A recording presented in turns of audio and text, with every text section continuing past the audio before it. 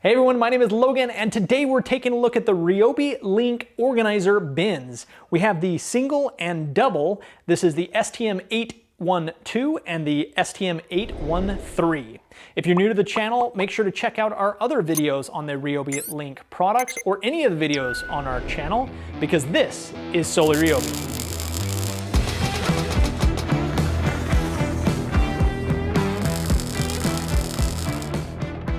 Welcome back again, guys. We're taking a look at the Ryobi Link Organizer bins. For this video, we're just going to talk about some of the features of these bins, mount them on the wall, and just give you some of our first impressions.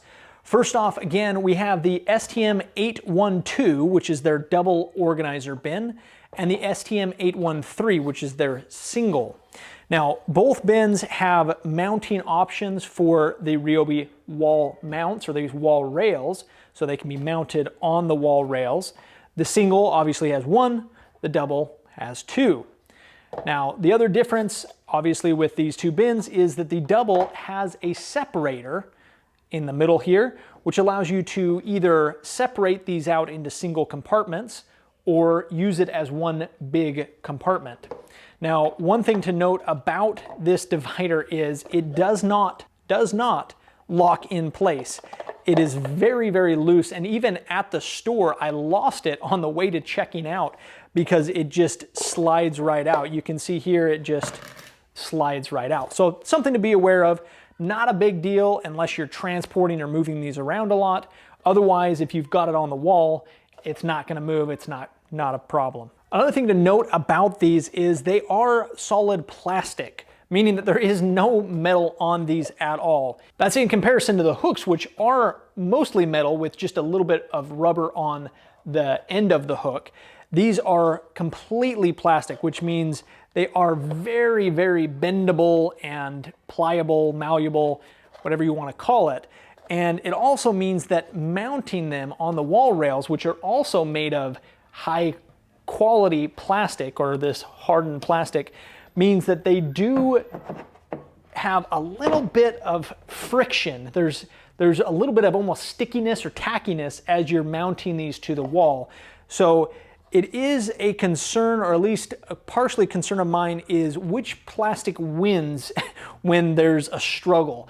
And I think that they're high enough quality to maintain for at least a little while. I don't know how long the longevity. We'll have to do a future follow-up video talking about how long they've lasted, the long-term durability of these little bins in comparison to walls. Because of all of the products that will be hung on the wall, the bins are the ones that I think that I will be removing the most often. So if you have a bin of screws or something like that, it would be easy to just grab the bin off the wall and take it to whatever location you're working on. So just something to keep in mind. I don't know the long term how this durability will hold up. It's plastic on plastic, so whatever is the greater plastic is going to win. Now, as far as what these bins can hold, they're actually surprisingly big, a little over 4 inches square. So almost 4 inches in each direction as far as what they can hold, which means a box of screws easily fits inside. We could dump out this entire box in here and still have plenty of room. In fact, you could probably get two, maybe a little more than 2 boxes of screws into a single container, which is really nice. And being able to just quickly mount that on the wall for later use and then quickly pop it off and take it to whatever area you're working on. Now for the double, it's just a little bit bigger compartments. You actually get a little bit more space because this center divider is a little bit thinner. Otherwise, everything else, the dimensions are identical. And again, what's really nice is we can take one bin and add a different size screw in the second bin. So now we've got separated screws, quick divider, and easy mount to the wall. All right, now onto my first impressions. First off, I think they're decent bins. They're not super expensive. $7 for the double and a little over $5 for the single is probably more than I would like to be paying for little keeper bins. However, at the same time, I think they're fairly decent quality. Again, long-term durability is yet to be seen, but in general, I think they're a decent bin. They're, again, a good size of bin. One of the things that I would like to have is some kind of lid, something to put over the top. Now, again, with the toolboxes, the lid is supposed to hold down on the top to keep stuff from sliding around while it's in the toolbox. But even just taking them off the wall, sometimes they get stuck if you've pushed them down a little bit. And something like that'll happen and you'll mix up the screws, and these aren't even full. If they were completely full, it'd be a little bit more of a mess, I think. So just a wish list item. You could obviously put your hand over the top or be a little bit more gentle as you're taking them off the wall, or not mount them quite as firmly down. Because they're not supporting so much weight, they don't have to be pushed down super hard. Obviously you want them secure, but not maybe super hard, which then makes them a little bit easier to take off later on.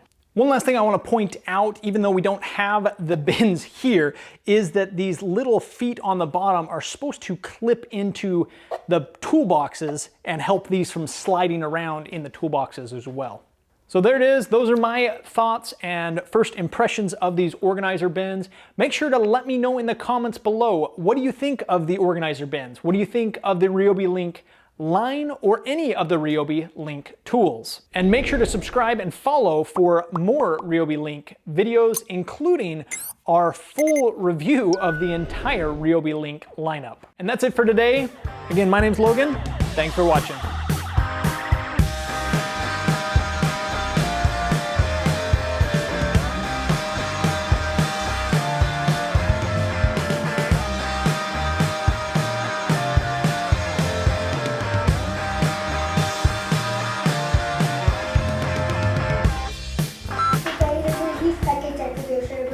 Yes, please bring it in.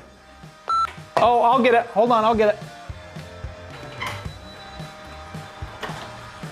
Holy moly. I know, I was like, I saw this. Oh my gosh, this isn't a huge package. This is a monster package.